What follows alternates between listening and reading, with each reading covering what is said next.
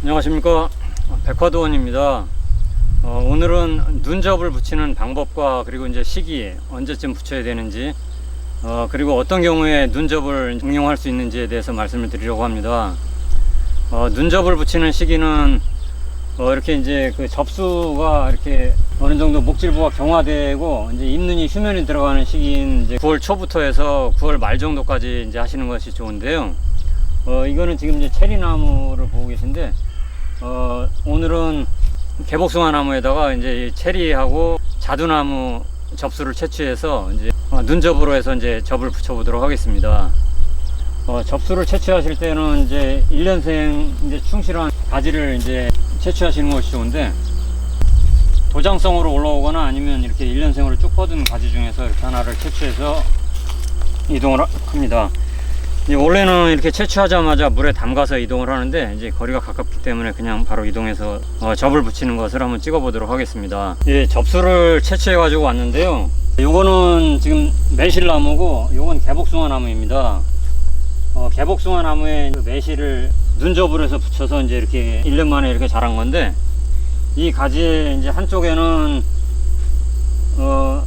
체리나무를 접을 하고 조금 전에 접수를 채취해온 체리나무를 눈접을 해서 붙일 거고, 하나는 자두나무를 하나 접수를 채취해 갖고 왔습니다. 자두나무를 하나 붙여 보도록 하겠습니다.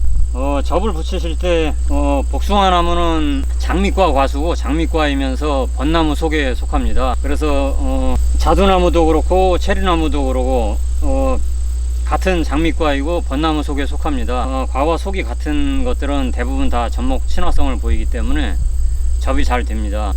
접이 돼서 활착이 돼서 붙어 있더라도 이제 접목 친화성이라는 것은 이게 이제 과일이 열리는 것까지 잘 돼야 이제 접목 친화성이 있다고 보는데, 당연히 이제 그 같은 종이면 100% 접목 친화성을 보이지만 과와 속이 같아도 이제 어느 정도 접목 친화성이 있기 때문에 다 잘 붙는 편입니다. 그래서 지금 붙여 볼 건데요.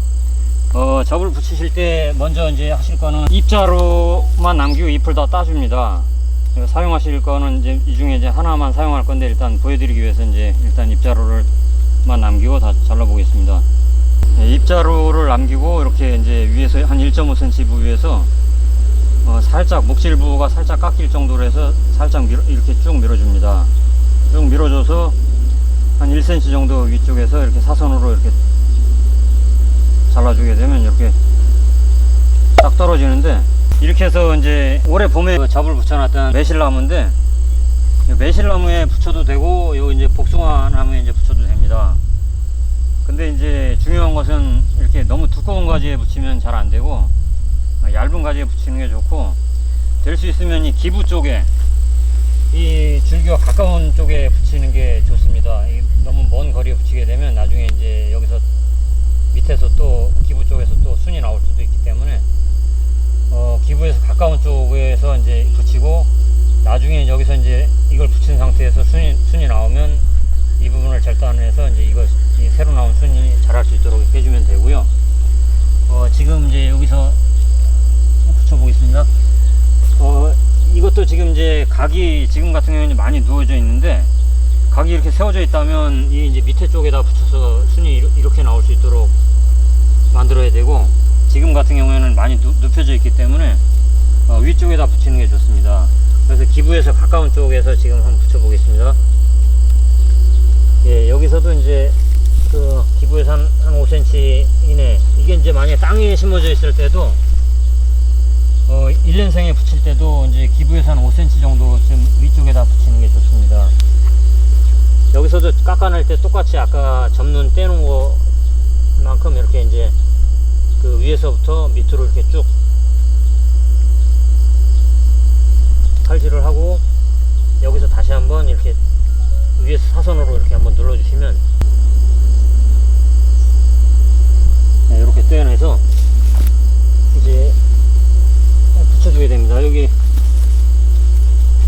이제 갖다 붙이실 때는 그 약간 파란색으로 된 요 부분이 이제 형성층인데, 지금 접수는 얇고 이제 대목은 굵으니까 한쪽만 맞추시면 됩니다. 전목 테이프로 감아줍니다.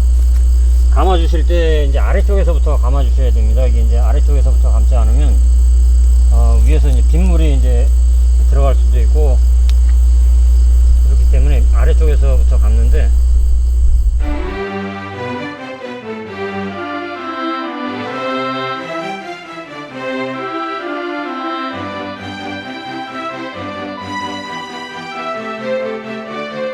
중을 잘 맞춘 다음에 아래쪽부터 이제 감아줍니다. 감아주실 때 빈틈이 없이 잘 감아주셔야 되고 이 눈 부위는 덮이지 않게 조심해서 이렇게 입자루도 남기고 눈도 남긴 상태에서 이렇게 감아줍니다. 이렇게 입자루를 남겨놓은 상태에서 이제 일주일 후에 입자루를 확인해 보시면 됩니다. 눈접을 응용하실 때 이제 어떤 때 이용하시면 좋으냐면 나무가 이렇게 이제 원하는 부위에 가지가 나지 않을 때, 예를 들어서 이제 이 나무가 이쪽 부분으로 이제 가지를 하나 뽑고 싶은데 이쪽 부분에 가지가 없을 때, 그럴 때 눈접을 쳐서 이렇게 가지를 만들어낼 수가 있습니다. 그리고 이제 그 가지를 만들기 위한 방법은 그거 말고도 이제 아상처리라고 해서 요 이제 눈 바로 위쪽 한 1cm 정도 위에 상처를 내주게 되면 요 눈이 이제 줄기로 돼서 나오게 됩니다. 지금 이 상태에서는 이건 그대로 이제 내년 봄이 되면 줄기로 나오지 않고 이제 잎눈으로 나오는데 이 부분에 이제 봄에 이제 상처를 내서 아상처리라고 하는데 이렇게 톱질을 해서 살짝 껍질 부분을 이제 살짝 금을 거주는 겁니다. 그러면 이 부분이 이제 순이 돼서 나오게 됩니다.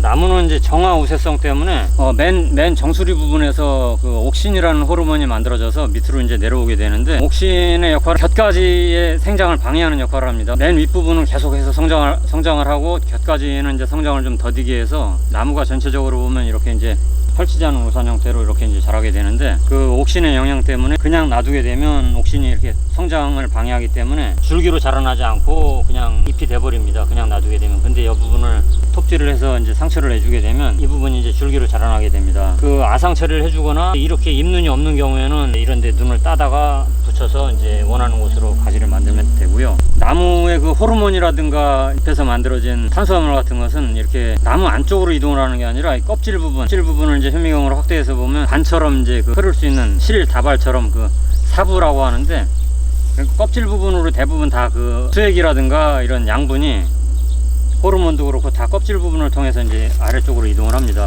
눈접이 필요한 거는 이렇게 이제 가을에 눈접을 붙이게 되면 이것이 만약에 실패를 하더라도 봄에 다시 이제 자른 상태에서 다시 눈접을 붙여도 되고 절접으로 해서 붙여도 되기 때문에 그런 점이 유리한 점이고요.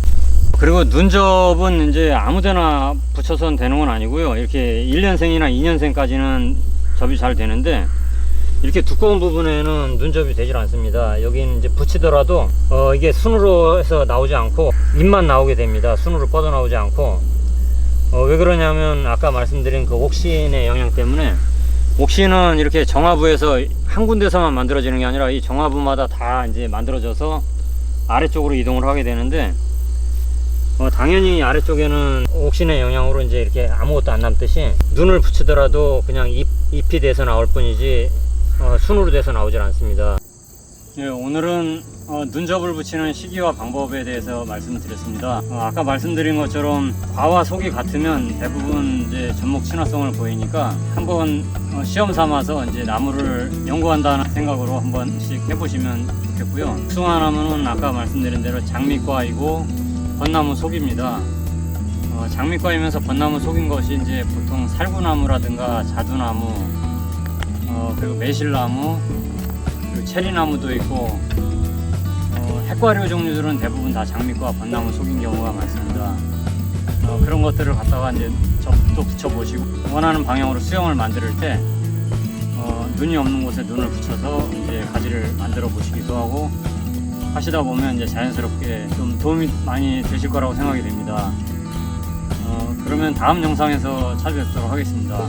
감사합니다.